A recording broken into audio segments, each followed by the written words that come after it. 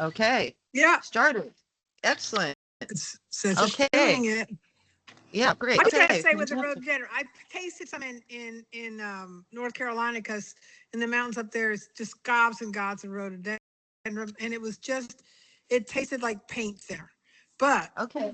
there's different places, different ways, different bees. Mm-hmm. So Um, so these folks that I met, for Teresa, who's watching later, I was at Apammonia talking to a Turkish beekeeping family, and Debbie had mentioned rhododendron honey, and rhododendron honey will be in today's lecture. And rhododendron honey is actually a psychotropic honey, and is considered, mm, quote, poison to us. That's what we've been taught, is that rhododendron is poisonous, that's but right. it's actually psychotropic. It is poisonous. It can lead to blindness. You'll hear, like, if you remember the story of the moon goddess, in the, maybe it is Artemis, but anyway, they go out and they hang out in, I can't remember what is it called, the heaven of Greece. It's like, anyway, they hang out with all the gods and goddesses, but they're in this, they, and when they're used, they just get to play, and that's where the male and the female are equal, and it's like your teenagehood, and everybody's just like running around hunting and everything, and the women are virgins, and they hang out with the men too, but the women are virgins, and it's very specific that they're virgins, and if they defile their virginity, they lose they lose sight, and the men are killed, right? And in the term virgin, though, of course, has been translated through Christianity and patriarchy, and virgin just means whole under self. So she maintains her own power. She doesn't subject herself to marriage and family life or the role of mother, which is, a giving role, right? So when you're a virgin, you're just whole under yourself. You can be and that's Artemis. Artemis is this woman that just, like, she never marries. She just is in her own power. And whether that means that she's in sexual relationships, I don't know, or whether she's non-binary or with women or men or both, I don't know. So, um, anyway, the virgin means whole unto self. So she subjects herself to nothing. She is her own. And so what is that? So I think that sort of means about you lose sight of who you are, and the male is no longer, if he's taken control of you, basically, or if he's forced you to subject himself to him, or your relationship has created this where she is no longer wholly into herself. Instead, now she's entering the mating flow, right? The love making and this whole thing where everybody has that experience when they're in love. So they're no longer really serving the goddess and the community. They are rebonded into something special and little. And she can come back later, right? Little in the sense of not for everyone, but now for a unit, right? The relationship Right. unit, the family unit, having the children, which is a life stage for many of us. And maybe, yeah, not everybody gets to have that experience, right? Or chooses to have that experience. So, anyway, so when they're cast out, but interestingly, overdoing rhododendron honey could lead to blindness. So the state of falling out, or, whatever that could be, I don't know if there's a correlation or not. I just thought that those two things jumped together in my mind. Because in my mind, I've been reading some of my novel, and I've been kind of, whoa, like, kind of going back into that whole world where the novel is kind of trying to encapsulate all these studies into a story, into a mythology, right? Because when we're studying all this stuff, we're studying it, there's the academic portion of, in 15 BCE in Mycenae or whatever, like it was and they were closely related to the other people with the same language system, and all the ways that people like put together stuff in the normal hierarchical fact-based religion, or tradition of education. And so what we're doing in this tradition is we're trying to embody different feeling, or embody the symbols, embody the information. That's why we're working with the bees in a breathing way, in a collaboration way, because we're seeking to embody this knowledge with the bees. We're not just standing back and looking at them and pointing and writing stuff down. We're actually trying to interact with them, trying to interpret and learn language, and um, help them learn who we are. Like, it's not a one-way street. We're not in observation only. We're in relationship. And by extension, by the beauty of who the bee is, we are able to access that information. And we're able to. I'm tripping now. I'm just tripping. I don't know what to. Whoa. I was trying to make it so you could see both of us just go horizontal, but then the camera orients. Now So. tilted. Laura, Now I see the brims of yeah. your hats. the I think the word is in that scientific way, which is static. It's not, it's looking at it from a distance as far, instead of walking into it, which they want to avoid. That's not part of science. You don't want to Right. get involved. Yeah. And in the 70s and 80s, when I was studied anthropology 83 to 87 at McAllister in Minnesota. And when that was when they first started even introducing the concept of, as an anthropologist, you affect the environment. If you're studying somebody culture, you're not invisible. You're interacting. In fact, not only are you interacting, you're interpreting the information you're getting through your own system. So you have to look at your own system and dissolve that wall to the best of your ability, to not empathetically, like, you use empathy perhaps, but not to empathetically, like, oh, I feel your culture, which, because we could be, that's the whole study of privilege or blind racism, like when you're not aware you're being racist because you're interpreting their culture through your experience or your interpretation of what it should or shouldn't be, what's good or bad, what's appropriate or not appropriate, all the different rules that we have around culture. Well, the bees have a culture, and their culture is so beautiful and intense and, you know, long living, that it it is still affecting us today. For example, the American Medical Association with the two snakes going up the pole, that is actually from the teachers that were alive at the time of the Melissae. And what is that snake symbol that's coming up the stick? It's the earth energies, as you probably know, coming up to bring wisdom, right, to the people. It's earth wisdom coming up. This is the culture. This is the cultural symbols that were alive when the bee was as important, if not more important, than the snake. And look how deep the snake is in our tradition, in our iconography, in our mythologies. It's used constantly. And we understand what a sneaky snake, the snake in Eden, and all these things. We know what the snake is. That's our interpretation, our cultural interpretation of the snake. But that symbol survived from the time when the bee was an equal or stronger symbol, because the lead goddess was the mother bee. The priestesses that played those drums that brought people into trance were the Melissae. The stuff they drank that had the psychotropics in it, whether it's blue lotus, rhododendron, soma, as all talked about in that video, that was delivered in honey. Mead was probably one of the first wines.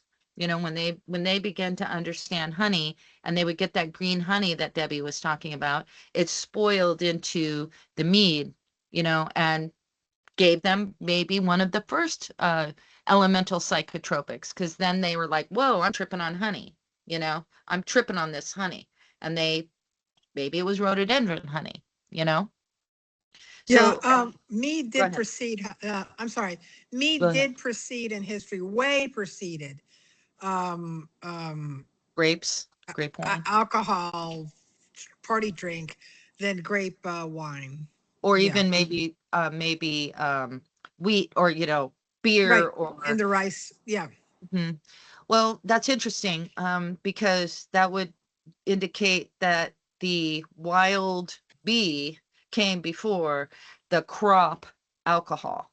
Yes. Yeah. Yes. Yeah. Yeah. And then I can imagine they might have drank a few bad, a few drinks from a blackberries that sat out in the sun too long, and maybe got a little buzz off of that. But cultivation, certainly mass production, cultivation, things like beer and liquors and that whatnot is much, probably, you're right, much later. Mead would have come first. So that's really interesting. And that also goes along with the theory I have of the bee priestesses being the initial cultivators that brought agriculture.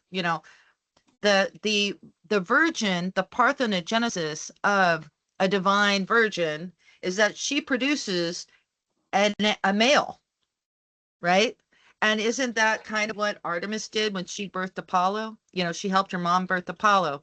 That Artemis of the wild, and then Apollo is the one who said, "Well, I know all about that oracle stuff. I know all about music. I know how to make wine. I'm gonna let Bacchus make the wine. I'm gonna let the priestess those I'm gonna give those silly priestesses to you, Hermes. Those silly ones. They're just off their heads. Think about Listen to that. That's one of the things that Apollo said when he gave the Melissae to Pan or to Hermes. Who's Hermes? The non-binary god, right? That's right. Right. And he has the wings on his feet. And in my pantheon, I see Cupid being a little baby Hermes, like, right? Because Cupid is associated with Aphrodite, because now we're taking it into the ways that femininehood can easily survive patriarchy, make her real sexy with a little baby. Like, but maybe before that, she was this Apollo gave the adult women that were the priestesses that he knew all about. He knows all about that oracle stuff. And so, Hermes, you can have them. They're crazy. They go out into the fields and they get all in those bees and they just go crazy. So keep that in mind. So that's like that step, right? And so Hermes, the non-binary dude, right, gets to be and can have, oh, now the Melissa are mine, right? And then before that, Artemis had her bee priestesses who would go and hang out with bears. And this is in the time where they say that lions ruled. Artemis, it has her priestesses. They hang out with bears. They hang out in these forests. They play their drums. You go into the cave, the womb, right? The womb. You're going into the cave, the place where all things are born, all things are dead. Crazy echoes, sounds, and all that stuff. You go into the cave and you're listening to the oracle priestesses who are drinking honey with the rhododendron, and they're blah, blah, they're doing their thing up in there. And then they have their priesthood. It can be Berdash, male, non-binary. They're all called priestesses, but later called the men, the quote unquote castrated men are Galoi. Okay. So that's the castrated men would be maybe Hermes later, right? So you see how this is going, and the so the Artemisian culture gives way to the Apolloan culture, gives way to the culture of the Romans with Aphrodite and Cupid, and then pretty soon we've got a Virgin Mary with well, we do have some Islamic stuff, which is pretty amazing, but I'm going to save that for that's the final beautiful chef's kiss on the course. And then, we got Mary, who they tried to kill and buried her 10 miles from the Artemision temple. So what I'm setting up is I want to go back in our minds to the time when Artemis was the goddess, the living goddess of the city of Ephesus, and people studied her lineage and wisdom. And we may say that that culture was given, a lot of that culture was given to them by the Egyptians, where the Blue Lotus lived. Because there's a whole bunch of goddesses there that are the same as Artemis. Am I losing you? So I'm trying to, are you seeing a map or a timeline? Like, are you feeling that space move? Yeah, I think running through that timeline even one more time would be helpful because you're like Okay. starting with Artemis And then I guess where exactly does Egyptian culture fit into that? Okay. Okay. Relative to like Greek and Roman. Okay, let's go back to the Sphinx. Okay, let's start there. We're just doing it the same thing, but doing it the other direction. So we'll start back in the Sphinx, which is much, much, much, much, much, much, much older than we know. And Graham Hancock is the leader in this kind of archaeology that's saying erase the board. Let's look at weather patterns and other stuff that might affect it. And they realized that Sphinx, remember, women ruled when lions roamed. Women ruled with the lions. The women ruled when they ruled with the lions. Okay, that's a really important part of this thing that we keep hearing. It's like this refrain that keeps coming out of these stories and symbols and stuff. So you'll start to see the lion all over the place. You'll start to see women feeling their potency in places. And there was a goddess, I don't want to get too crazy. There's a temple, I think it's to Neith, and at a place called Sais, Sais. And Sis later becomes Nuit and goddesses of the night. But Neith is a temple. Now that was considered the first medical college of Egypt. And also there's a lot of symbols about bees in this temple. So we could say potentially, and well, we can say by the historical account that this was the first medical college where people would come from all over Egypt and go to school, right? So this is civilization starting. And this was a temple and a priestess that ends up having a lot of the same accoutrement and symbols, etc., as we see later with Artemis and Bridget and the goddesses of the Rig Veda and so forth. So we do know that the Temple of Neith, way back in the way back days, don't even know the day because the timelines from patriarchy may not be accurate. So that's being explored. So but the symbols are colleges, healers, night, dreamers, death. These things are all around this culture, which I don't know that much about, to be fair. So later we see Cybele, and maybe even Cybele is at the same time as Neith, or they overlap, or the cultures grew up together, or something happens there. And then later, and I want to say in the times of the Minoans and the pre-Minoans, that's when they start to have the temple go from Cybele into Artemisian culture. They build the first of 7 versions of the great temple of Artemis that is now at Ephesus. They start to build that way back in the times, maybe around the times of the Egyptians, or when Neith and Cybele were overflowing in the river of time. So then the first of the temples is born, and we start to see in the ancient symbols, which are very rustic at this point because they're nearly Neolithic. We're just coming out of Neolithic era, coming into like where they're starting to make symbols, and they were doing things like carving statues out of wood. So there was a wooden statue of Artemis that was very, very old that was found at the Temple of Artemis under some mud. When they cleared some channel, they found this old one of Artemis. And you know how she had all those breasts? I told you this one before. She only had like 5 or 9 or something like that on the wooden one. So she gained more breasts as she moved through history. Artemis did. So anyway, so then Artemis has these temples where everyone's invited. They pick up the stray babies. You can be gay, whatever. You can go have a baby. You can go do your role, as a mom. But you know how it is. You only have eyes for your man. You don't have time for all that other stuff. You're just in love, and you got to do your thing. And so you go up and make your babies and everything. And then around menopause, you go, maybe I need to start thinking about service for the greater good, because now my kids are grown, I'm doing great with all the things. And if you wanted to, and you were single, you could come back to the temple and serve in the temple, male or female. So if you were, a guy that went off to get married, you were one of the babies, grew up in the tradition and then you went off to get married, maybe you could come back and live out your days serving the community and helping take care of little ones. Isn't that just Eden? I mean, come on, that's just like, and that's kind of what Debbie's doing. She's living with her babies and taking care of the babies. And, it's really, coming back into the home that she started. What? Oh, you're muted. Oh, there you go. Yeah, with boundaries. Yeah. Looking after grandchildren with boundaries. Uh-huh. Good plan. Good plan. I'm rocking too much. Oh, here for her. meow. I know. Okay. I'm rocking too much for her. She's like, chill out.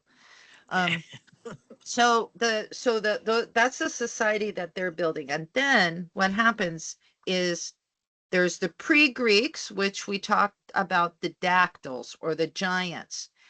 This is like Kronos.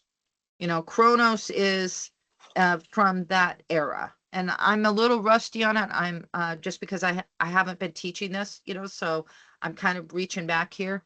So I may not remember the names at this moment. But the pre-Greek stories that we're all aware of are things like Thor Zeus and Apollo and Artemis and everything. That's Greek. And then we get into the Romans, which pull from the Greeks, and that's when we get Venus becomes Aphrodite, Artemis becomes Diana, and so forth. So there's this outgrowth, and the symbols change. Now we have the Hestia, the goddess of the hearth, and Diana, who drives the chariot, and Venus, and Venus, who's the love maker and everything. So you were seeing the great mother goddess kind of disperse into all these little parts. So when Artemis temples had her Galoi men and Melissae women as a part of their temple family, then we see Artemis change to become the virgin, right? With the little huntress and the little bow, and she's a girl now. So she gets kind of turned into a girl. And some of those, they take away the fertility character of mother and give it to lover. And Aphrodite becomes the lover. I think there's some stories about her being a mother and all this stuff, but what survived to this day is her as a lover. And she has little Cupid. So in order for that to happen, in between, I'm sorry I skipped the one, but in between, when the dactyls, the big giants, the pre-Greeks, they have the story of Artemis as the great mother with all the breasts. She's the goddess of all the wild things. She begins to change, and they say Apollo, now she's a twin of Apollo. Instead of the mother of all beings, now she's just the twin of Apollo. And then when Apollo grows up, he absorbs her even more, whereas her culture had the prophecy. That's when they're going into the cave. That's when their priestesses were the Melissae. Now Apollo, he owns them, and he can give them away. So they're further breaking down the temple of Artemis into different parts. Instead of fertility being with the mother, fertility's with the lover. Instead of the priests being, Artemis in the olden days, she had her best friend that was equal to her. And now they're being given to Hermes, who is, thankfully at that time they didn't think that was bad or whatever, but they were taking, now Hermes is instead of being the brother in the temple, instead of being the equal in the temple, now he owns all the girls. So the crazy Melissae, who are up in the woods going crazy on that honey and saying crazy stuff, they're just crazy. He owns them now, and so he can use them for basically the temple of Apollo at Delphi, because that's where Artemis culture had Parnassus, the cave. And then Apollo, they made Apollo at Delphi, and they made that place down the hill so all the fat rich people didn't have to walk all the way up to go to the cave and go get their required, like everybody in the whole area was like, once in your lifetime you need to go get your fortune read at the temple up there in Parnassus. So now the really rich people are like, dude, I got my ships. I only have a little bit of time. I got to go get move this to there, and I got to go to India. I got shit to do. I mean, I only have this time. Okay, if you make a donation and build a little thing over here, do something nice for Apollo. Yeah, you can come and we'll make sure that happens. Okay, here's buckets of gold and build that temple. I'll be back next year for my special sacred teaching. And then the priests go, okay, ladies, here's some more. Drink the rhododendron honey. More. Drink it, drink it, drink it. We got work to do. Get high. And so they're like, oh, yeah, blah, blah, blah. They're like, this sucks. Like, they're probably pretty pissed off at this point, like, oh, I have to do this job. And so the priests are like, pss, pss, pss, pss, pss. Okay, good sailing for you if you go to the kingdom over there, because they're waiting for you. And then they're like, send the letter really quick, right? So they're using it as a political marketing thing instead of what it originally was, which was in your life, go to this temple. Am I ever going to have grandchildren, or whatever the heck they'd say when they go to the cave? How come my cows are all dying this season? And, whatever they did at the cave of Parnassus is now, because culture has been built, civilization has grown, agriculture did its job, animal husbandry did its job. And I'm not trying to be sexist here, even though it's kind of sounding a little snarky. It's not misandry. It's kind of, I think, a tension that I have as an animist, right? Where I want to be in relation. It's only called patriarchy because because it was centered around men, male power. That's the only reason why I'm saying this in that way. It's not about men. Love men. Okay. So I want to be aware. I want you to know I'm aware of my tone, and part of it is a little tension in my own world from having a 32-year-old son that doesn't do dishes. And so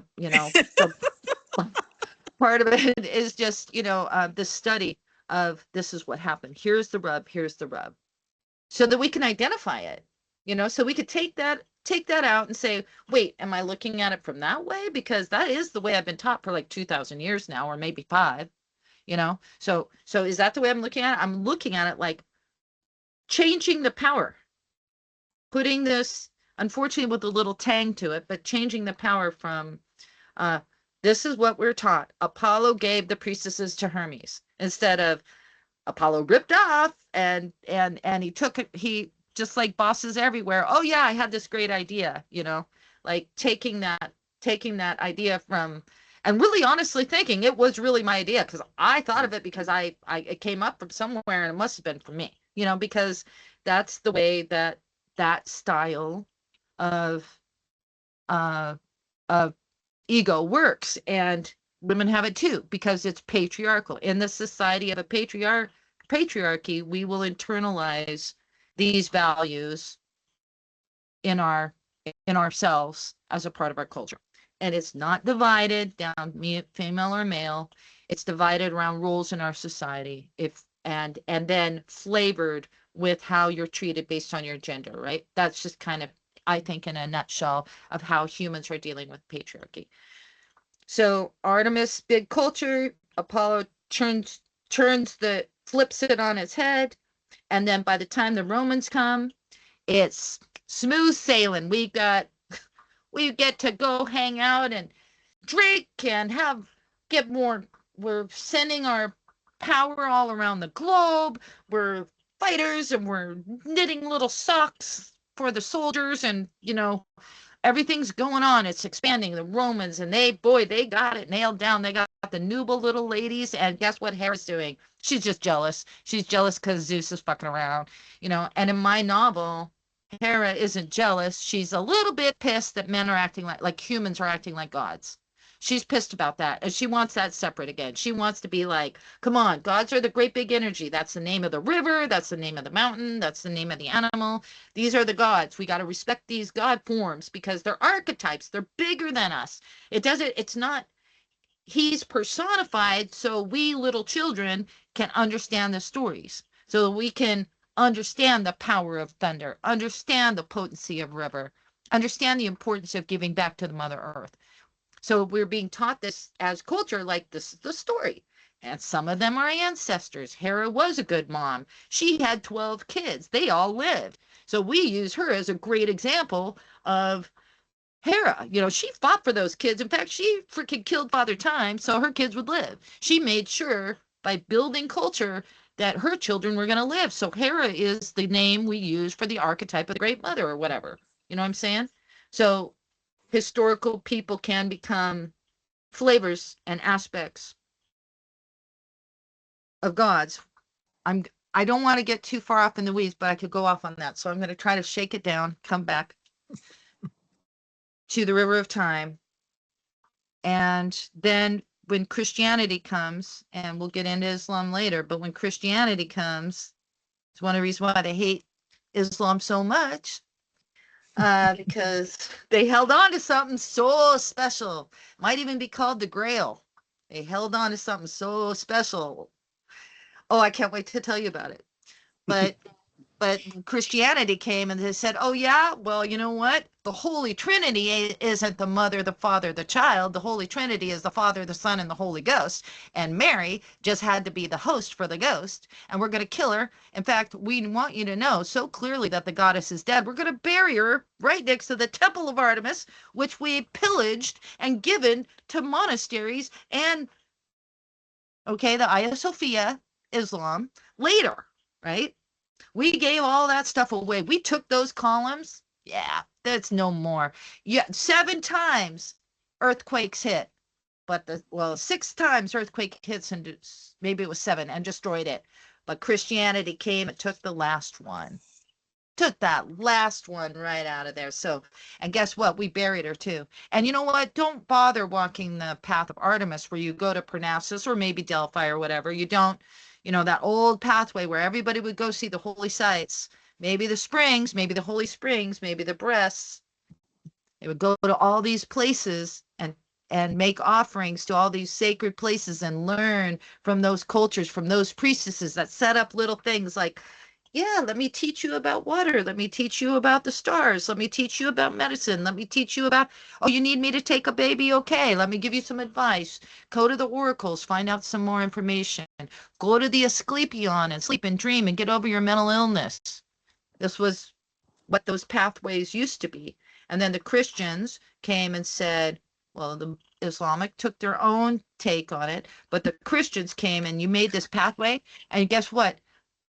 Multiple parts of that pathway that you do for this sacred Christian walkabout are the Artemision pathway. And it ends with Mother Mary's grave, just so you get it in your heads. She was just a mortal. Women are mortals. Get over it, because there's the one true God, and the Son is the God. And I just read this thing about how, are you there, God? It's me, you. Jesus prayed to God.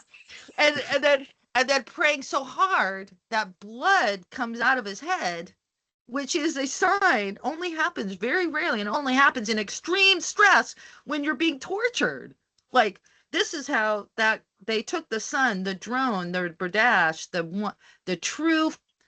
mother goddess in parthenogenesis birth something, and it's always a man. It's always male. Parthenogenesis, I don't know if other creatures can do it other ways, like if they birth females or males, but I'm pretty sure the way it goes is they birth a son and somehow bypass, what happens with humans, and they somehow mate into other life forms. I'm not really clear on all the genetics, but in the bees, parthenogenesis is always giving birth to the male.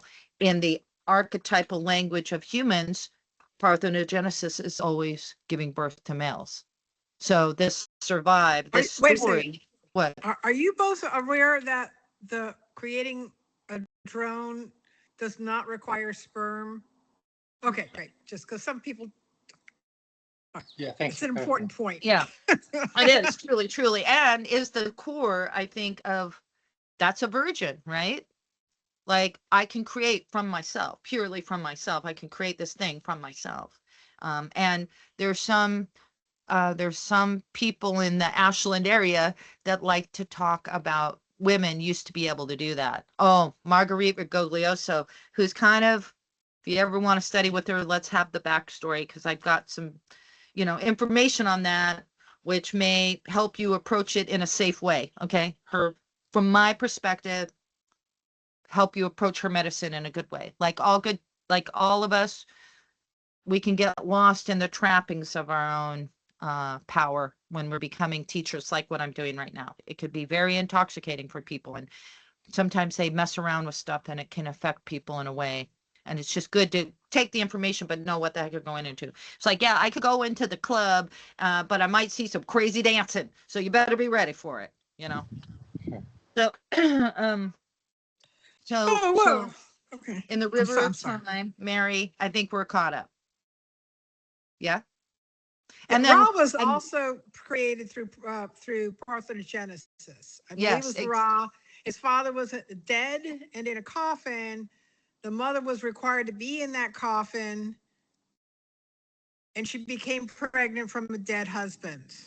They feel some of the things that I've studied or looked at is they feel that that's part of where the Mother Mary thing came, where an angel was passing by, did her, and Jesus came.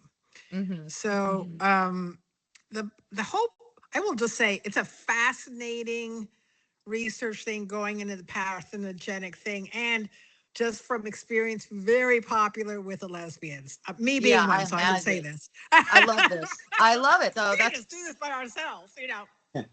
yeah. Hey, and who knows? There may be truth to that. I mean, if we see it in the animal queendom, right? We may we may find that that is a real thing. And And it's not. There are many cultures that hold this. mhm, The this information that has been destroyed is that, and it's the classic, what came first, the chicken or the egg? It's very not likely, let's not mhm, put it that way, but the biblical story of Adam, whose first wife was Lilith, hey, that's not in the Bible. She wouldn't lie underneath him, mhm. truly. And then she turned into a bad goddess by, as the Right. history is rewritten. She was So it's an personate. interesting aspect of really, what our history is. So I'm just going to leave that there because this part really fascinates me. I know it's really cool. And also if you think about it too, like a lot of times it's that Occam's razor. I don't know what it is, but it's where the most simplest explanation is probably the explanation. It could Mhm. be that people were like, we're two women living together. I'm a woman by myself and I found this baby and I made the baby. Like, yeah, Yeah, prove yeah, me yeah, yeah, wrong. yeah, You yeah. know, Exactly. like this is my baby. Like I made that baby. Like it doesn't matter who the guy is or if there was a guy or if this was my sister's kid. It doesn't matter. This is my Mhm. baby. Like I made it. So, or in the priestesshood, that maybe the head priestess had her own baby so that she could raise this baby, and it could have been from a customer or a confidant or a lover, and you just had to explain it away because you're not supposed to be doing that or whatever. Like these stories can explain Right. themselves through human, what's the sin, what's the rules, and we can do that. So next on my agenda was how's it going? So I got off topic. Okay, I'm going to skip. Well, did you have anything from the previous work? Because I did want to get into the rest of this stuff, but did you have any questions or anything from what we've been working on? I want to stay grounded at least on that. Sorry to Yeah. jump back. Or questions on this. Yeah, no, I feel like that was really helpful running through that timeline and then just kind of painting out because it's like fairly clear, but it's nice having more details on like how this whole story of Artemis or this like divine feminine goddess just gets bastardized and morphed Mhm, to fit like the narrative and the agenda of the dominant culture at the mhm. time. Right. But it's across so many different cultures. It's like helpful to understand that there's like threads of the story alive. They just maybe manifest in different words or archetypes and stuff. And then probably worth sharing, the only thing really that we did relative to the curriculum this week was listen to Rabbi Dahlia. We listened to that, but weren't able to get much into any of the moons of Oh, last week's homework. were they blocked? Uh, no, it was more so just our own time restriction Okay. of meeting in a week. Just got through. Mhm. Oh, right. Right. Well, great. What did you think of that, Deborah, the Devora? Yeah, I have a lot. I have a number of notes on that, but interestingly enough, that's my mom's name. is Oh, Deborah, wow. which is a fun little synchronicity. And I think even you going through that timeline right now, like one of the biggest takeaways from my notes for me was, you remember that lecture of the alphabet versus the goddess, that author guy, and him kind of like making clear that as soon as like writing and language comes in, there's this really fascinating, I guess, women start losing status or whatever, basically getting boned by the dominant society. When he talked about when she talked about that was one of the most successful campaigns of Christianity, was they told a Genesis story with no mother, and it was just some man speaking via words the universe or whatever, life into existence. I was like, oh shit, okay, it's like, all these things are starting to weave together. That was like a huge Yeah. light bulb moment for me. Cast a spell on humanity. The first book that was written, boy, does that mean it's important. It was the first book that was published. Hmm. It was the Gutenberg Bible, the first book. So it was like MySpace, first social media. you know, right? So it was kind of a big deal in the day, and everything grew off of that, right? Yeah, that's cool. That's interesting. I've forgotten about that she said that, and just about how the devouring of not to use that word, but the devouring of feminine power, and how owning that, owning that space was, it's what patriarchy's built on, and that feminine space is nature herself. It's the fish in the sea, it's the grain. It's like all of the above. Everything but the wild places where Artemis still roams, But they're getting mad at Everest. Everest is not doing very well. She's like, oh, no. Cool. Anything else? Anything from this particular? Well, I guess this isn't entirely related, but I had forgot to mention when we met last that I had some dreams. One of them, I was carrying like this box of bees, and I don't really remember all of the context with it right now, but someone was like trying to come and get the bees or take them from me, and I was like protecting them. Like I was like running away, like, no, you can't have them. Like they're in this box, and like trying to escape someone that wanted to do something or do harm to the bees. And it was just really interesting. Like I remember the details of like the shape of the box and the holes and the bees flying in and out, and for some reason I was just carrying it around with me. And Where then, was it? Where was it? Up here, or were you carrying it at yeah, I your was like waist? carrying it here, like by my By your chest. heart. Yeah, Interesting. yeah. And there were 3 holes in the front of it, and that's where the bees were flying in and out. And yeah, so that was an interesting one. And then another really interesting one, I should have written this down when I woke up, but I was feeding drone brood to someone. Like I was having them eat like drone larvae. And I woke up and was like, wow, that's really weird. But then I think we talked It's about a it thing. in the next Yeah, it's a meeting. thing. And then I was like, whoa, that's really interesting that I was That- feeding that to someone. That And, might be a medicine for you, strangely. okay. You could also Yeah. put it in a cookie. I mean, it's not like you have to like eat the actual bug. You could actually be like, I made these cookies with drone larvae so that you could have the medicine in your body, Yeah. Can mash it up in a smoothie. Like, I mean, you don't necessarily have to, you know, although I would suggest doing it. I would suggest eating it, you know, um, just because it's a medicine, just because I encourage you to eat everything or to utilize everything in the hive, Yeah. in some way. Yeah. That's interesting. That's cool. So your body, you're embodying these teachings. They're coming into your body like that. You're really getting it. That's really beautiful. It's Yeah. awesome. Yeah. That's really awesome. Last thing, we thought we've had a lot of people out to the cottage that have mentioned to us the Bee movie, the animated movie that came out in 2007. Yeah, exactly my reaction after we watched it. Yeah, I was like horrified. I thought, oh, let's watch this. This will be cute, and then we'll understand what people are talking about because people keep bringing it up, and we both like had never seen it, so we both. So I'm like, let's just watch it. It'll be fun. It'll be nice. I like yeah, 30 seconds in, and I'm like, I hate this. I hate Mhm. it. I Like, know. this is so what? Everything. Everything. I was just like, oh my god. That Yeah, was, just tell people that go the other way. Turn left. Turn left. yeah. Turn left. You know what else? That reminds me, and I want to have a field trip. Did I send you that video? I want us all to maybe in the next month or two.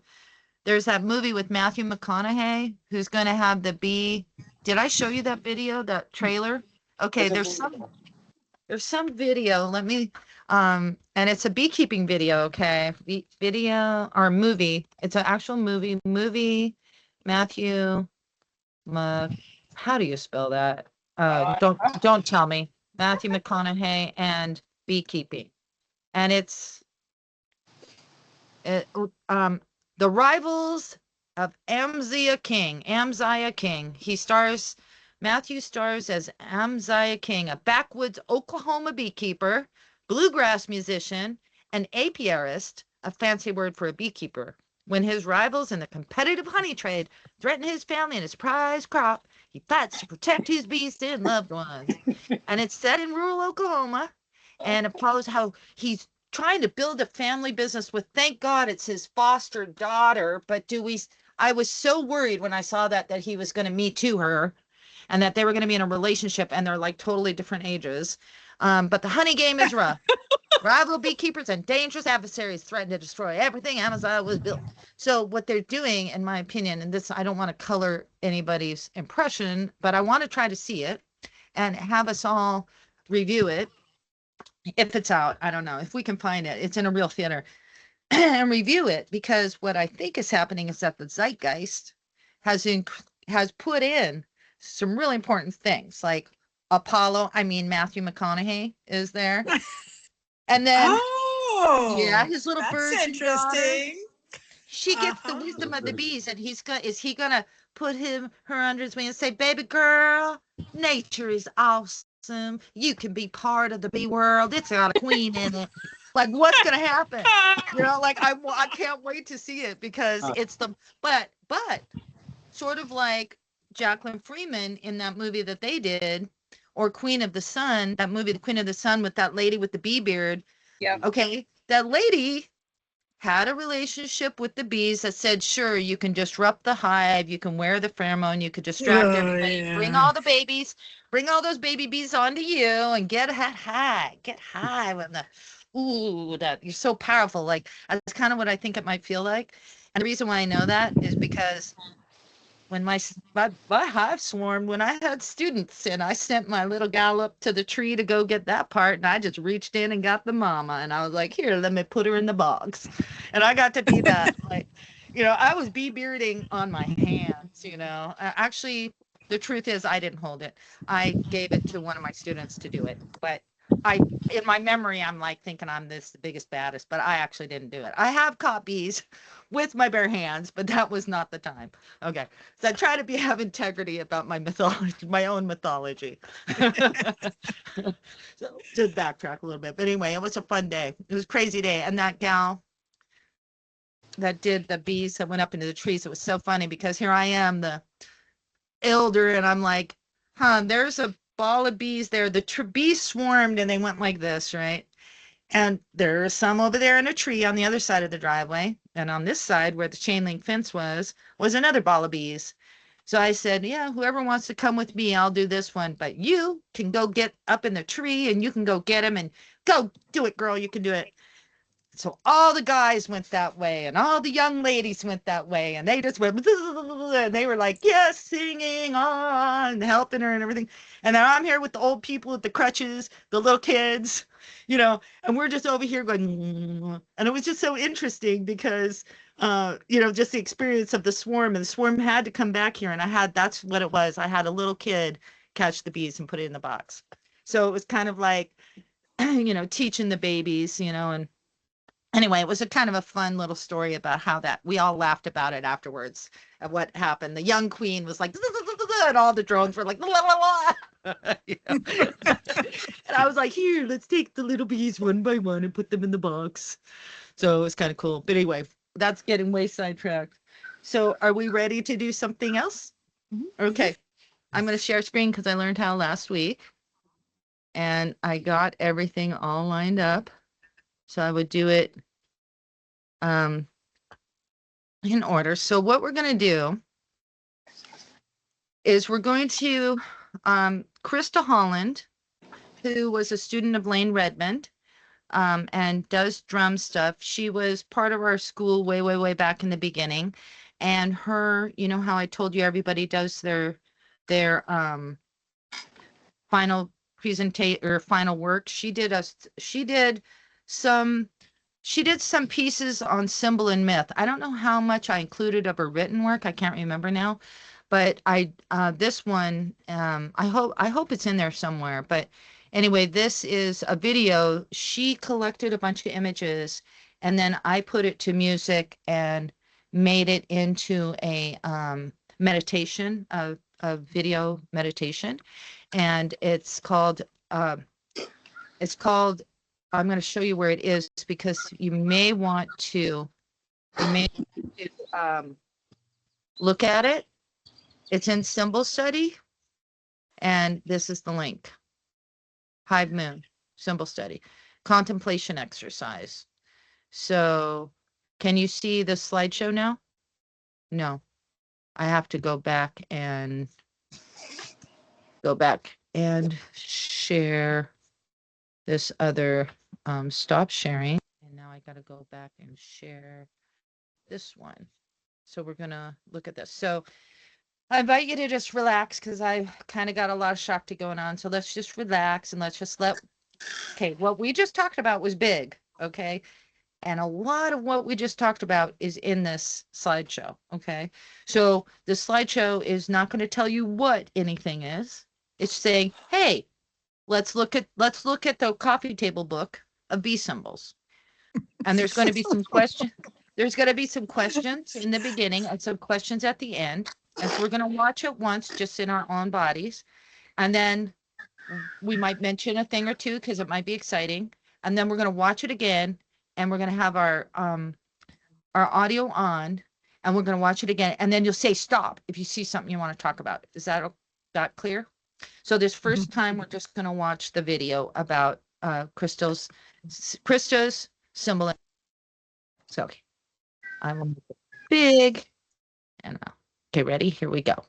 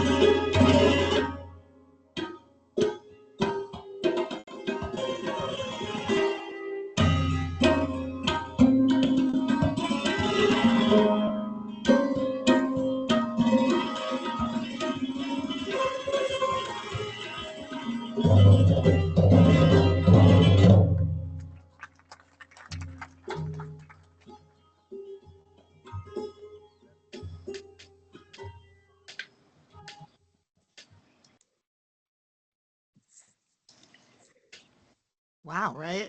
That's cool. I loved making those little movies. It's so That's fun to look great. back. It's so fun to look back. It's really old. It's just so fun. It was like one of my earlier, videos. Anyway, so anything right off the bat? Yeah, I like the little like bee coin thing in the beginning. To me, that felt like something like I just wanted to like hold in my hand and like have close to me. It's kind of like a crystal. Like I have this quartz stone that I'll like hang on to a lot of times, and so that was the feeling I got from that one. It was like, ooh, I want to hold on to that.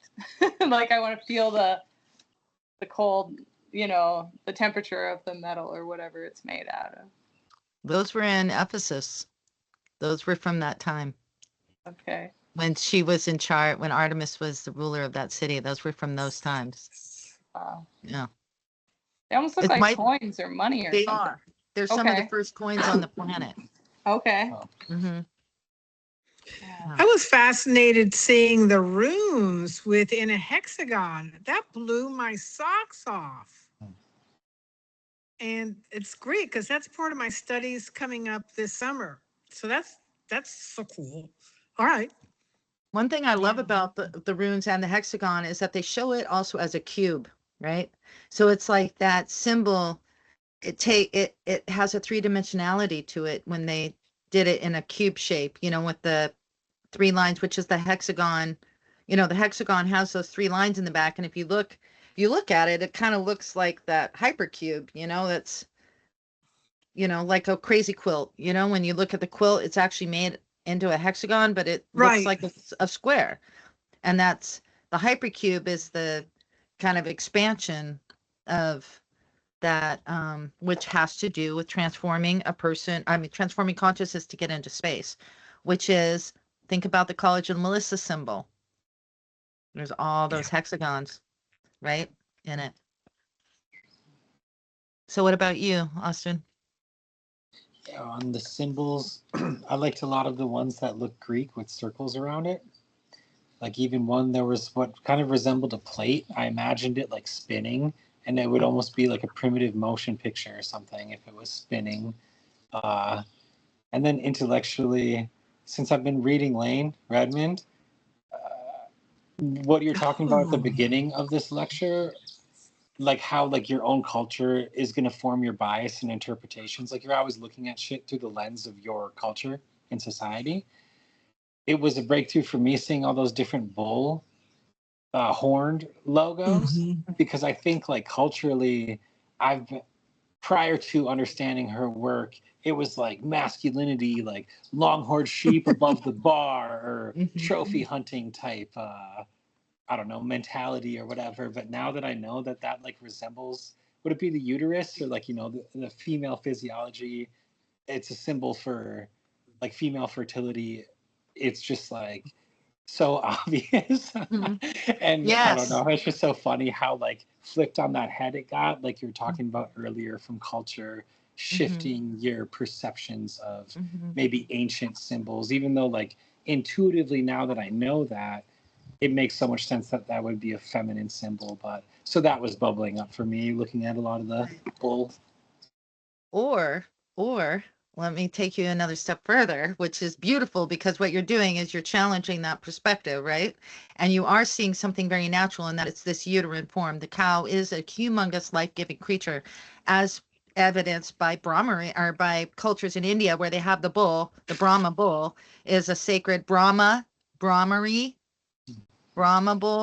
Brahmari. That bull is there representing this all-giving life force, right? And it's not always men are male. And a lot of our horned creatures are male, right? And so what does it mean to have, there was one of those images, and I saw this space, was they used to make thrones out of horns, skulls. So you would have the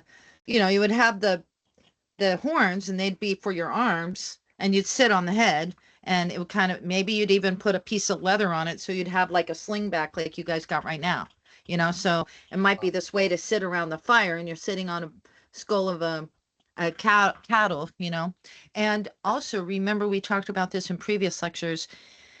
One of the things they say in the Greeks is, if you beat a bull, if you harvest a bull and you put it in a closed room and you beat it, then there's going to be bees coming out of it. That's one of these ancient stories, I know, which kind of does that to me too, Ruth. It's kind of like, oh, what? Ew, that's like so weird. But there's a couple things, if you want to explain it with some human activity creating story. They used to take when they would when they would slaughter a bull, it's not like you slaughter the bull in the morning and you eat it in the afternoon. Like usually you slaughter an animal and you hang it and let the blood come out and all that stuff. And what they would do is take out they might beat it. I don't know, maybe that was a way they used to eat it back in the day. I don't know, like maybe after they kill it, they beat it Mm, to make it be softer meat. I don't know, but no, no, no, no. I don't know They wouldn't anything do about. that. Okay, great. Yeah. You're the animal midwifery person anyway. But they would cover. I know this. They would cover the inside with honey. So and bees Yeah, raw once you've honey. got it, that the honey would help a lot of things. Matter of fact, when I go to soak meat that I don't think is going to be particularly, I do it in a what is called a brine, and my brine essentially is honey and natural unprocessed salt, and it Mhm. really makes it. And the other things that the honey does, which is to kill little nasties. Right, exactly. It's So the yeah, antiviral, antibacterial, and the bees would antimicrobial. be attracted to that. So Yeah. yeah. So the interesting thing about that part that you mentioned, Austin, actually has to do with the exercise I want to do. Because those sculptures, you saw the big stone sculptural formations of it. Those are Mhm. actually massive and are at the gates of the Minoan Castle. And there's a Oh, couple cool. different places where they had those. And remember our story about the island, which I loved. It's called Santorini now, I believe. But anyway, the island that had um, the mountain that exploded, I can't remember the name right now, but you can look it up. It what quote unquote destroyed the Minoan civilization. They lived in a caldera in a crescent-shaped island with the volcano at the center, and they were a seafaring culture. And so all the pictures that you see that they drew back in those days. Oh my God. Okay. I can't get distracted.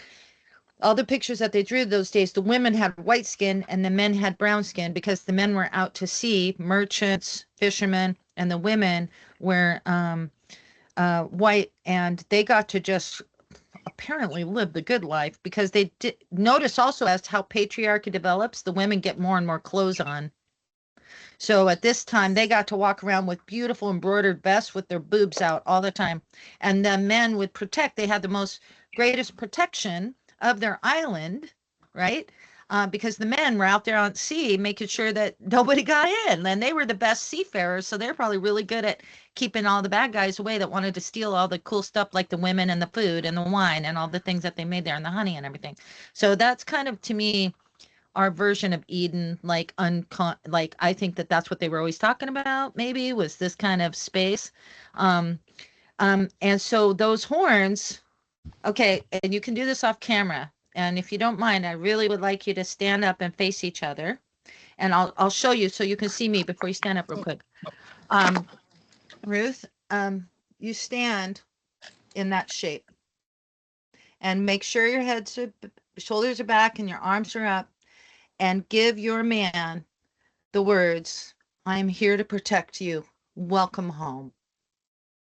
So try what that feels like. And Austin, stand with your arms like, like you're receiving and look at who your woman is being for you right now. So Okay, stand facing each other. what do There you I go. say again? I'm here to protect you. Welcome home. Protect you. I'm here to protect you. Welcome home. Say it again. Say it a couple times. I'm here to protect you. Welcome home. I'm here to protect you. Welcome home.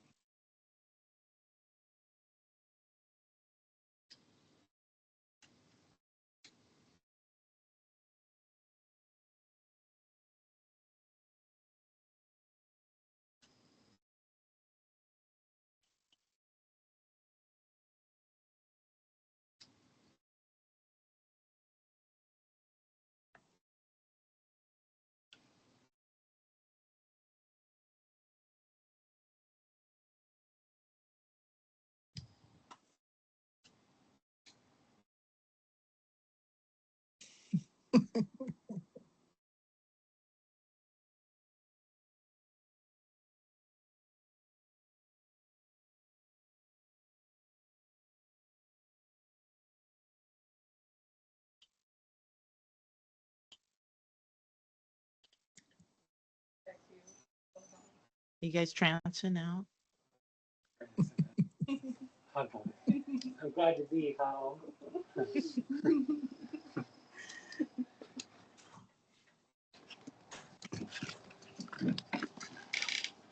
What did that feel like? Good. Yeah. I mean, it felt like kind of silly at first, like holding my hands up like goalposts, you know? But yeah. How did that feel, Austin? It felt nice. I feel like one thing we'll try and do, but sometimes fall off with is like maintained eye contact type exercises, because obviously it's like very vulnerable and challenging and stuff. So it feels nice to receive that in like a ritualized form. In those days, they also did something else. Are you in reclining seats or in regular seats with your feet on the ground? Do you Reclining. have any reclining? Can you somehow sit where your feet, where you're next to each other? Like you don't have to be on camera, but is there a wall or something next to you? Okay. Uh, like, can you go sit there? And I want Ruth to put your hand and just sit. Don't look at each other either. Just look forward. And you put your hand in the small of his back and be the queen. And this is your consort. He is your lion. He is your lion. In these days, that's the story of Inanna and Demuse. He is her lion. There's going to be, I'm going to give you a link to that too.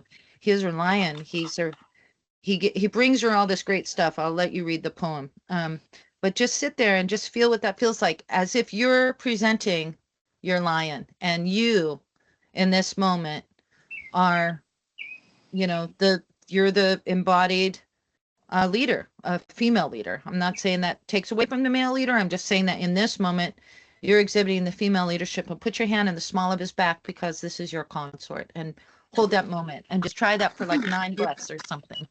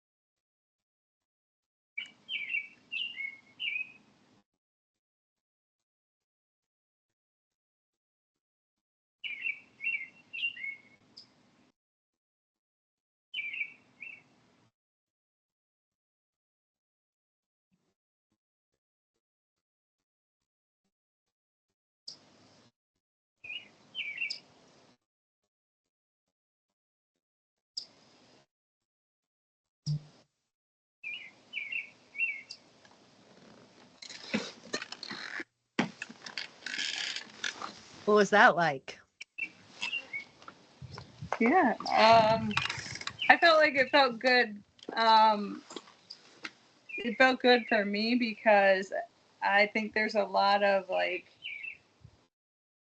I don't know, a lot of societal like expectations that like the man is always the leader and he's the protector, and like kind of putting that you know, just like dumping that role on men and stepping back and kind of being like, oh, I don't know, like feel like you're being told like, oh, you're supposed to be this like submissive, you know, I don't know, role, which I've always very much so struggled with, because there's like this something else like in me that's like, no, you can be a leader, like type of thing. So, but trying to kind of like stifle that so that I could fit into like normal female roles of like letting, you know, letting the man take charge and you step back and just don't do that. But that's Yeah, always think been. of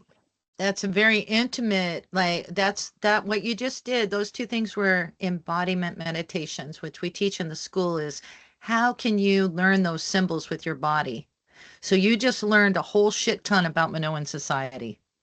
Those two actions just showed you the potential for how a Minoan society built their relationships with between men and women and identified their leadership roles and also showed what you did. It was a quiet way of supporting. It was this way that, dude, I got your back, man. I'm here for you. You know, I'm here for you and I'm strong. Lean back, lean on me, lean on me. And it's like a model. It's a model for how, I don't mean to keep repeating myself, but it's a model for how to, like, we don't have an identity for that. We think, oh, we have to fight for them. No, we don't have to fight.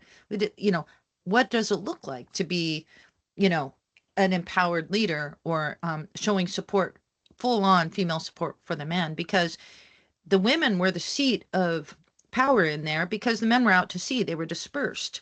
The women were sitting there talking and doing all the stuff and deciding how to do things, because they were focused on life and living and bringing life forth again and again and again. So they did it at home, and the men came in and came home. So how did that feel for you, Austin? Yeah, I like that. I mean, what Ruth is kind of describing, like, I feel like not to unpack a ton of different topics here, but like our life is very hectic in the sense that we probably both juggle a lot of like responsibilities and stuff, and divvying that up, whether it's the nature school, running the honeycomb cottage, our other things in life going on here on this land. Um, it's like we both wear leadership hats in certain contexts when maybe we might not want to, and then we're like, yeah, maybe more submissive in other contexts, or maybe we might not want to. So there's been like a lot of work and conversations around that. And I feel like one thing we've identified is like I'm a little bit better like in that animal sense. Like even when I'm sitting there, I don't know if you're hearing these robins and other birds go, but it's like I feel like I have that like animalistic energy where it's like physically I can like spaz out, go really hard, and then I have these crashes. But when that's like directed, it can be super productive.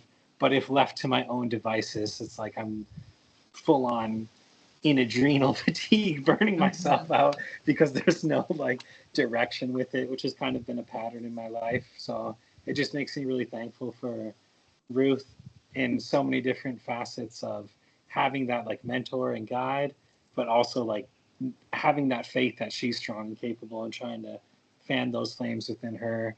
But then divvy that up, right? Where it's like balanced, where we're not trying to individually shoulder too much shit that we might not want to as far as like the quote unquote leadership roles go. And I feel like, I don't know, we're striking that balance and figuring that out. So yeah, I like that one. I think it's easy for me to think of, and you've even talked about this, or watching an episode where it's like, yeah, like taming the wild animal, which might not be the best language, but it's like more directing and guiding that fire type energy or whatever. Yeah, So it Yeah, calmed it's you like down. It made you feel calmer, like it was a calming feeling. yeah, calm and supported. hmm it's like that Yeah. burnout from.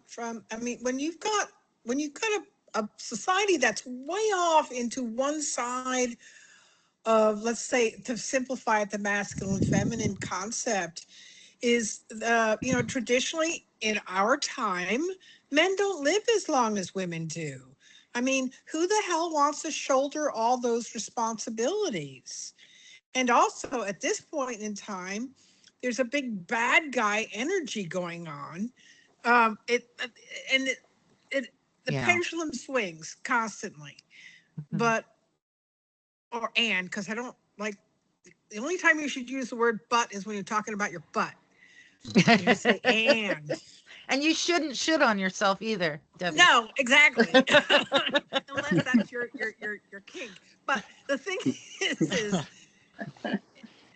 out of kindness as well, to create those places where you figure out a balance for your relationship. And when somebody at work or wherever is wanting to take all the power, it's like, hey, I see you. You really want to do that because you're going to hurt yourself. So I'm going to close my door because somebody's mowing. When I witnessed those two things and practiced those two things with my body, I got to feel more in my body because it was this subtle shift. And this is an invitation in partnership that there may be a ritual way that either one or two, both of those symbols may be part of your life. Maybe you will be in the beehive. Maybe you guys, like I just saw in my mind, you guys are like kind of crunchy at each other. And so Ruth goes out to the beehive, and then when Austin feels better, he'll come out to the beehive, and then you can stand there in ritual pose. That is like, I'm a tree, man. I'm a tree here for you. Come in my shade. You know, sit with me. We are full of milk to give and everything. And maybe you don't feel it all the way, but you can say, I'm going to try. I'm going to try right now. And then you can go into the space and just look at the world, and you can put your hand, maybe you want to put your hand on each other's backs. You know, maybe you just say, well, no, Austin's having a really tough day, so I'm just going to sit here like this. Personally, I'm a virgin unto myself, so if somebody did it to me, I'd kind of be irritated. So you don't have to do it. If you don't feel like it, you can say, no, put your hand in my lap or whatever. I'm not ready for that, or, whatever. But it's a suggestion that this could be ritual for you. This could be a way you bring people into your community. And you say, okay, before we go into the hives, we're going to do a 5 senses meditate. Before we go sleep in the box, we're going to do a 5 senses meditation, a blue lotus and anointment. And you're going to go take your bath, go put on your white clothes, and we'll meet you. And then you stand there, and maybe both of you stand there because you're both priestesses of this tradition. And you both stand there and you're like, be the tree. I am the gentle tree that holds this hive. This hive is on me. Don't worry, I got you. I can catch you. I'm holding the space. This is the other thing that I feel like, those big tall hats that everybody used to wear in the olden days. In my vision, which I'm going to share with you, the little bits of my novel, those hats bring energy down into it and stir around and hold into it. And so they wear those big tall hats to show that they're catching this sacred communion, and it's protected right here where the two meet, so nothing can affect it. The energies from above are coming into your crown chakra, and then the skirt that goes down to the ground, you may even feel, Austin, that was something you might want to wear too. And the ways that they taught in the bee thing over at the Bee Mystery School, Path of Pollen in England, they would wear skirts with nothing underneath, so that the energies can be connecting from the earth to the body. And, I know you got some Irish heritage, but Scotland's right there. And they also wore that same kind of outfit. And maybe to the ground, so that it's, it can be very masculine and handsome, actually, especially Sarongs. Yeah, and it's done in a ritual way. I mean, if you remember, think about all the priests out there in the world. What do they normally wear? They wear long robes. Why did they wear long robes? Because they were adopting the practices of their priestesses. They were taking that into the priestess energy. They were allowing that priestess, the way the priestess did it, they wore the skirts. So, of course, our priests are going to follow that tradition because that's a very, very old, very important role of spiritual leaders in the olden days. So anyway, just a concept and then you bring them in and you sit them down and you do 5 senses Brahmari, and you give them a taste of honey, and you give them a taste of pollen, and you give them a cookie with some bee guts in it, and you spritz them with some clean water, and you give them a tiniest little bit of blue lotus oil and say, good night, here's some tea, have a sweet dream. And then in the morning when you wake up, put your hands out and we'll give you a little water, and you bring it in, and then put your hand out again. We'll give you a little pollen, and then you put your hand out again, and we'll give you a little honey, and then we'll sing to you good morning.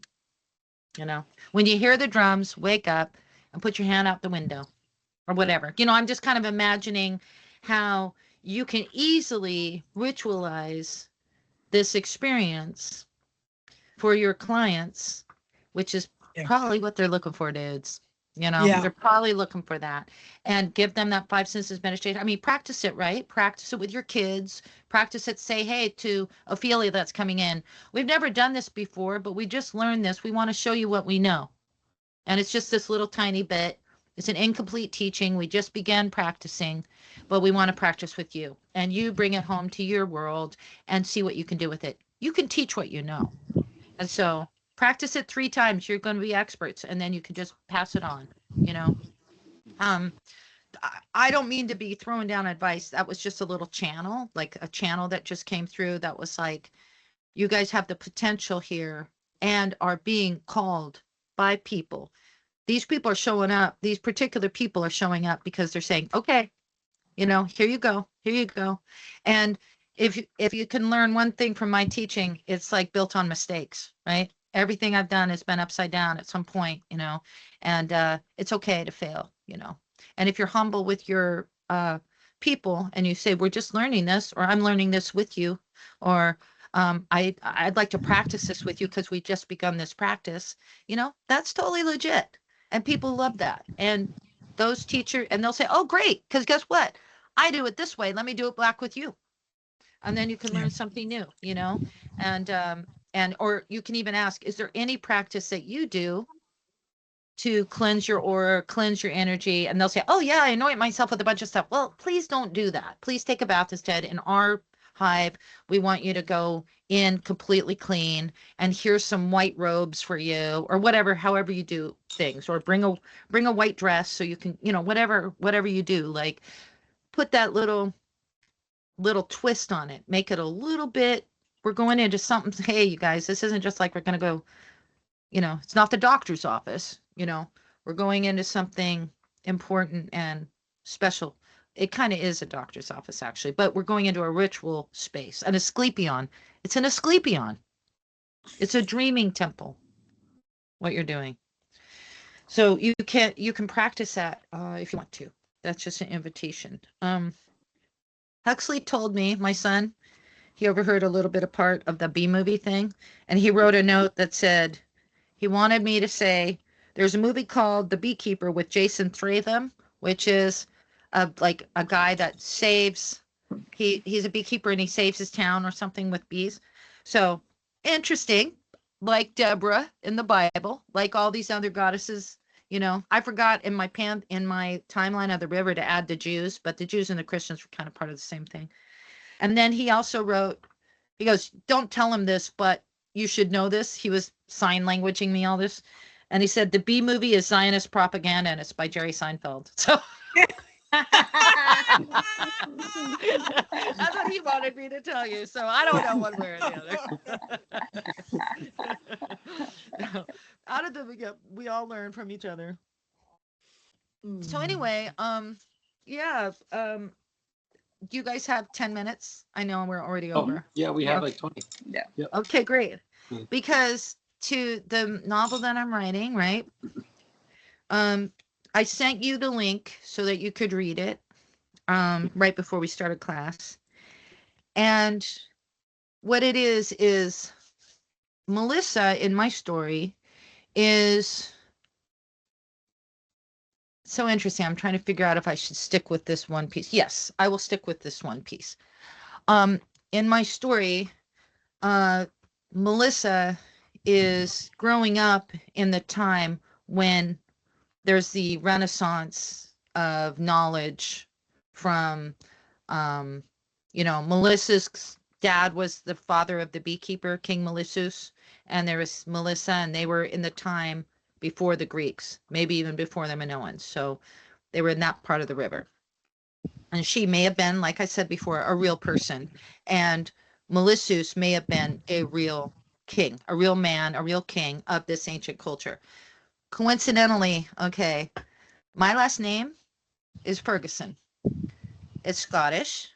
Fergus is like Thor in Scotland, like Zeus, right? Like Zeus, like Thor. Fergus is the guy. They were prophets. His wife was named Pleiades. Pleiades was an Artemisian person. She was the mother of all the animals. I'm not making this up. This is real stories from Scotland, which is why I feel like I was given this. My whole name is beekeeping name. So then was it's so crazy. So Pleiades was is his wife, and Fergus, son of Fergus. So we're from the tribe that worships Fergus. And their role in Scotland was that they brought beekeeping to Scotland, and they revolutionized agriculture in Scotland. And I think it's because they probably came somehow out of that Italian, Minoan culture, brought the bees, but however they did it, marching, whatever, however they got birth this information, they were known to be prophets, scholars, leaders, and teachers. And their logo, their clan picture, is a bee on a thistle, and their slogan is Dulcius ex. My slogan is Dulcius ex asperis, which means sweeter after difficulty, which is the story of my freaking life. And then also my first name, Laura. My middle name is Christine after Christ, which is the parthenogenic son of Mary, which is the descendant of Artemis. And my first name, Laura, comes from the laurel tree, which is the tree that, this is so awesome. I love this. I was actually named for an Italian in real life. It was my story of my birth, my conception was I was conceived on the Dead Sea. And the first person that knew my mother, and my mother specifically said on the Dead Sea. Don't know what exactly that means, but she kept saying that.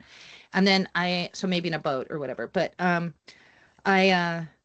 first person she met, her name was Laura. In those times in the 1964, you couldn't get a divorce.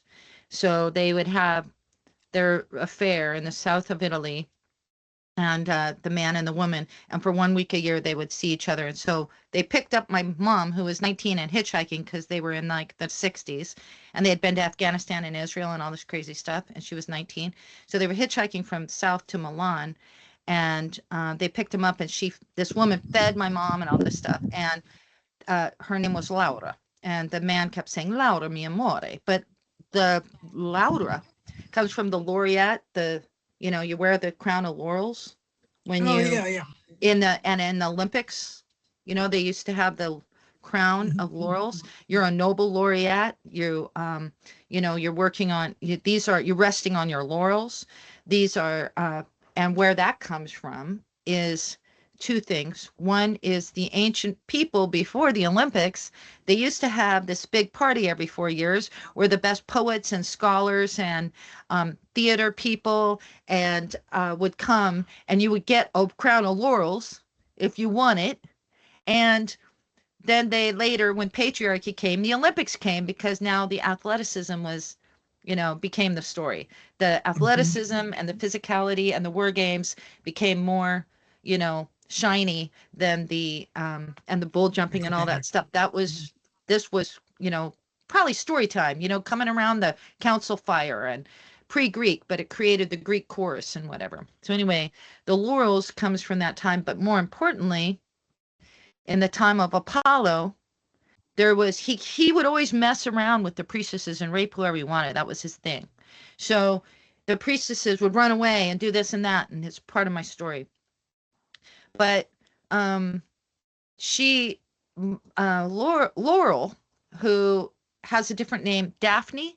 Daphne and Laurel is the same name. Laurel is the Roman, Daphne is the Greek, but it's the same word. And it's a plant, and it's a very fragrant plant, the Daphne. But anyway, whatever. It's the same. It's the Laurel is the baby, is the descendant of Daphne in naming, but it represents the same character in the mythology. And what she does is Apollo tries to rape her, so she runs into the garden and turns herself into a laurel tree so he can't rape her. So she maintains her virginity by going back into the wild. Yes. So it's kind of a real crazy blessing that my name is this. And then that the logo of our college was actually a crop circle that formed on my birthday. And I did not know that when I found it until after I did more research on it. I found it and thought it really said a lot to me about, for one thing, hives, like here's an apiary, right? And then many parts working together as one, exploding in information and so forth. And there's more to it, but that's all. There's videos in the College of the Melissa that talk about that story, that if you find it, then you get to have that information. So my whole point to say this, so moving into this book, the novel, Melissa is at the time before, when the temple's right on the cusp, right before she emerges before in history. And in the book, she comes up in age, and they compress everything into her lifetime. The entire river gets kind of pushed into Melissa's lifetime for the purposes of the story. So she grows up in the temple. She develops a college. Her sister Almathea helps her make a college. King Melissae is like, oh yeah, we need to fund this shit because this girl has her shit down. She's been studying with the bees. She's got the friends. The dactyls are all her friends. All these ancient gods have come into human form to help her and our culture rise and get more successful and continue to live. And so King Melissae is like, yeah, we're going to support this beekeeper. That's why he's called the father of beekeeping, because he helped support this great teacher beekeeper named Melissa. So Melissa, then what happens, as we know, the Apollo takes over the temple or whatever, and we'll talk about that another time. But what ends up happening is Melissa decides, fuck this noise, and she becomes a walking priestess. So she decides, I'm going to walk out. First, she's grieving, and she's grieving so hard, she doesn't know what the hell's going to happen. I mean, Almathea has started a prostitution ring. I mean, they're greeting the soldiers. They're like, all they can do is nurse. They're just nursing the soldiers. Like, the soldiers are coming back, losing their goddamn minds. And that's what they're doing now. So they're just taking care of the men, and it's all war. And who am I going to be? Like, I want to take care of bees. I want to do all this other stuff. I want to do dreaming temples and women having it the old way. And what am I going to do? I'm lost. I'm destroyed. This isn't working. So she goes on the walkabout, and along the way, she meets a woman, and that's her teacher. And that teacher brings her through past lives and says, let's find out what your job is. So first thing we need to do is see where your soul contracts were and check in with all your lives so that we can get a real good idea, because you've had an extraordinary life and we need to find out what it is. Let's go deep and let's find the wounds and let's heal the ancient spaces. And so in my story, do you remember Alexandra Tate in North Carolina? Oh yeah, she's still connected. Yeah. Yeah. She's a shamaness, and she is an incredible past life regressionist. Would you agree? Really? Wow, yes. Okay. You didn't know that? No. Oh my gosh. Well, she's also an archer, and she's gay. That's what I know her from, is the archery. Yeah. And she's gay as can be, and she's beautiful. Yeah. And she's tall, and she looks like an Amazon. She is an Amazon. She is an Amazon. And her weird brother courted me for a while.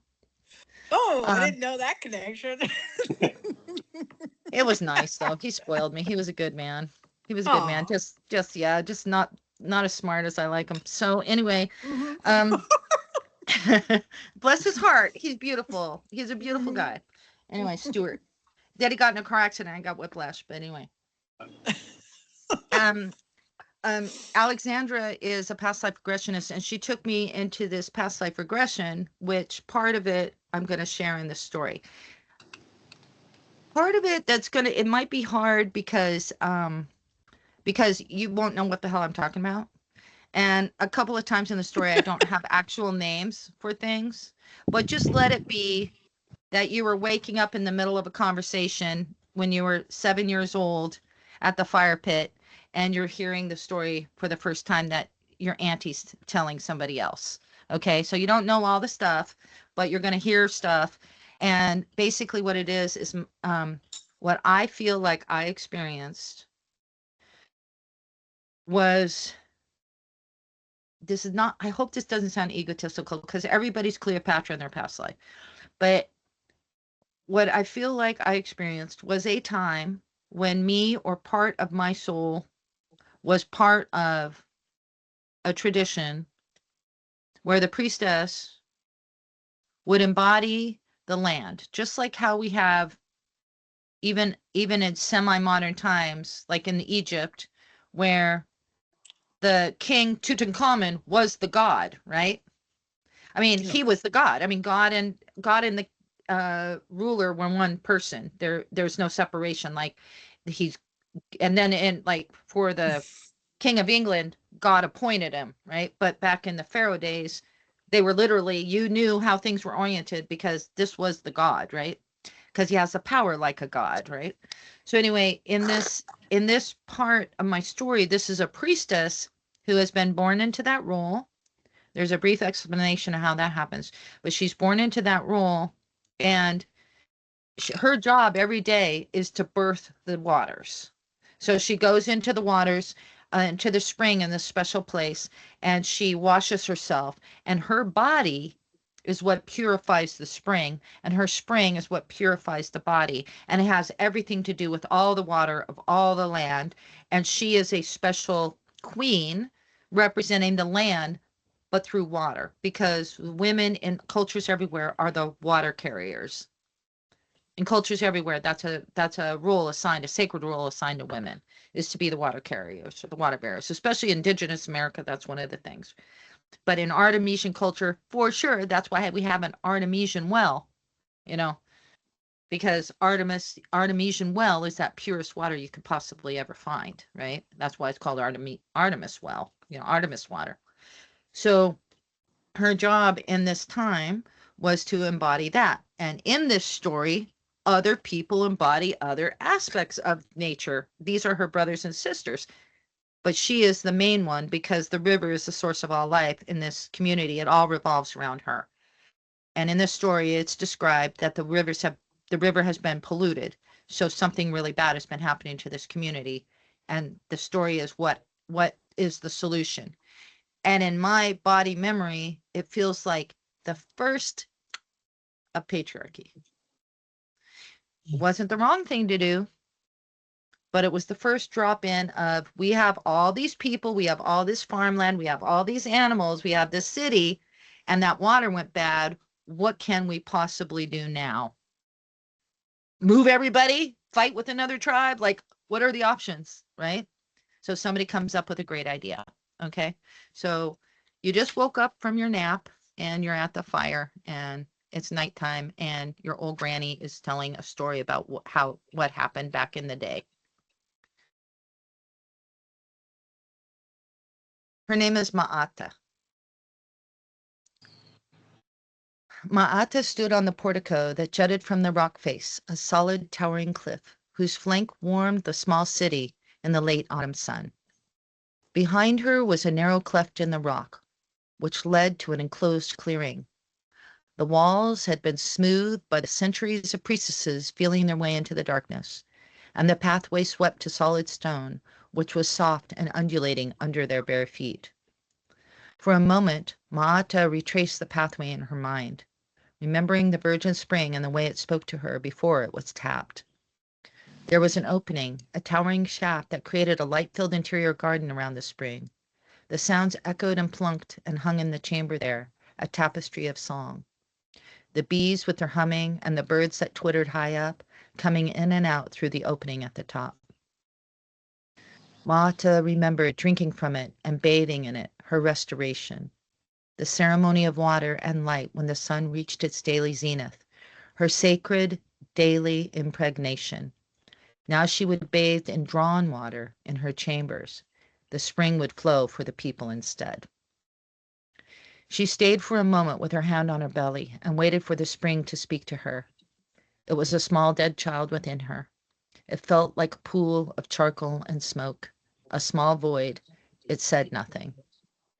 She opened her eyes and caught her father watching her face from the shadows where he stood, witnessing the rite. His eyes flashed with excitement at the moment, thrilled with the realization of his hope and vision. He sent her a loving smile for her courage. He did not know that she carried within her a stillborn, only sensed it. He felt her sacrifice as a molten lump in his throat, heated by pride. Two priestesses lifted the mantle over her simple white undergown and then affixed her wig, making sure their hands stayed covered with their own cloaks so as not to directly touch the ceremonial wardrobe. Mata felt the heaviness of the quilted vestment, loaded with scrolls, hidden talismans, and magical stones. Every stitch had been laid in cuneiform, secret spells, incantations, and instructions, added to every year, recordings, small glittering objects, and prayers embroidered within. The headpiece was added next, securing the thick hairpiece to her shaven head. It fell to her shoulders thickly like a saddle blanket and muffled the sound from outside, leaving only her breathing and heartbeat as if she were in a darkened cave. She reached to the top of her headdress to pull it snug and felt the living lens in the crown of it, magnifying the celestial energy into her body. She began to embody the goddess as her own form became the bones of her. As an observer of her own incarnation, before she turned and walked to face the crowd, she took note of her body, a quick top-to-toe scan. Ma'ata was pleased to feel herself as modest and connected, and in the same moment felt a flash of fear that the ceremony would fail. Her brother was as dead as the spring child within her. His lion was gone. It was imbalanced. "Honey, look at me," her priestess said lovingly, her sweet smile turned up like a beaming crescent moon. She held the pot of bare heart salve, and when Ma'ata looked at her, she marked her throat and then retrieved the pot of honey and marked her tongue. Ma'ata paused and let her eyes roll in her head, exposing the deep of her eyes, and when they dropped back down, they remained heavily lidded, her pupils black and starry, and the whites full of light. Her form pulled straighter, her spine on a taut star string, and she turned and walked through the opening curtain to face the throng. 1,000 or more in a wave toward her, threatening to crush the elders in front, and she raised her hands. They stopped and silenced, all the faces looking at her. There were even more still that were standing outside the columns, ready to hear the four speakers who held hollowed horns to repeat her words and amplify their voices. Honeysweet is her lion. Honeysweet paced in front of Mata, staring at the crowd. She sensed the energy as still enough, but hunted with her fierce senses for the bolting of danger. She swung her head lower and smelled the air through the sides of her mouth, panting, watching the widening eyes of the people below her when she, of the yellowest eyes, focused in on them. During the several trips back and forth, with pauses and intense postured feline staring, Honeysweet's flanks quivered, and she swung her tail in the expression of commandment, using it to sense the air. She yawned when she saw the elders were safe at the base of the mound, and finally settled down on the top of the stair, her paws resting together with her claws hanging off the step. She kept her tail flicking, a warning, a top metronome. Honeysweet thought past the command to Ma'ata. "You may begin." Ma'ata walked to the sluice gate. Never before had anyone captured a spring. This was unholy, but necessary. The surging sea had destroyed the fields, and the water had become spoiled upstream, flowing to the delta deeply ruined and stinking with disease. The bodies from the war, some said, but too late.